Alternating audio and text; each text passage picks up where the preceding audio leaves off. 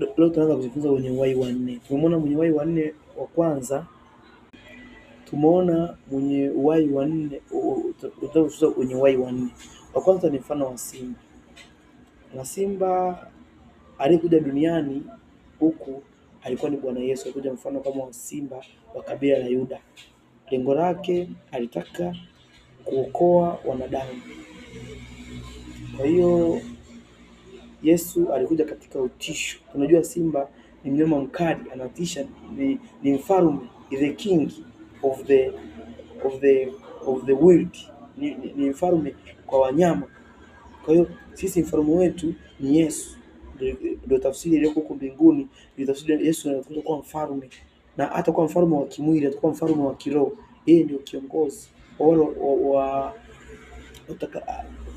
ndio alimwambia kwenye kusoma Yohana sura ya 18 mstari 36, Yesu akamwambia Pilato, mimi sio mfalme wa hawa viongozi wa kidunia, hapana, mimi ni mfalme wa roho. Mimi ndio nimekuja kuwa na mamlaka na kutawala ulimwengu wa roho. Nimepewa mamlaka na nguvu na Mungu Baba. Kwa hiyo tunaangalia Yesu ndio mfano wa simba, huyo mwenye uhai wanne ambaye kwa mbinguni. Mfano mwingine ni wa tai. Tai ni kiumbe ambacho kinafanya kazi kwenye nyakati ngumu, kipindi kigumu chao kinafanya kazi vizuri. Kwenye upepo mkali ndipo huwa anapaa vizuri. Ndege wengine wanashindwa kupaa. Kwa hiyo inatuonyesha kwamba na sisi wote ambao tumeokoka tukiwa huku duniani tuwe kama tai. Katika safari ya wokovu kuna mambo magumu na mazito. Ile Yesu alituambia huko, anajua duniani ipo dhiki, lakini tushinde, inabidi tushinde, tupambane, tuombe, maisha ya toba, kumwabudu Mungu, maisha ya vita. Pia kuna ng'ombe. Ng'ombe ni wachungaji.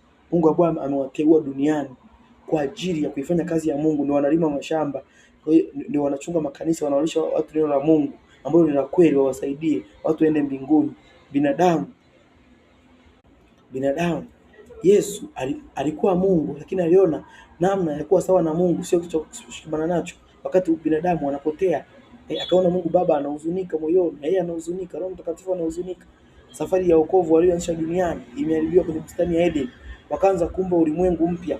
Kwa hiyo uumbaji uliofanyika kwenye kitabu cha Agano pale Mwanzo sura ya kwanza ulikuwa ni ulimwengu wa kiroho. Mungu anaumba ulimwengu wa kiroho, anataka kurejesha watu wake. Kwa hiyo Yesu akavaa mwili binadamu, akateseka, akafa msalabani kwa ajili ya dhambi za ulimwengu, ili kurudisha utawala wa mbinguni kwa Mungu Baba uwepo duniani, watu wamtumikie Mungu sawasawa, waishi sawasawa na mapenzi ya Mungu Baba. Kwa hiyo tunaishia hapo leo.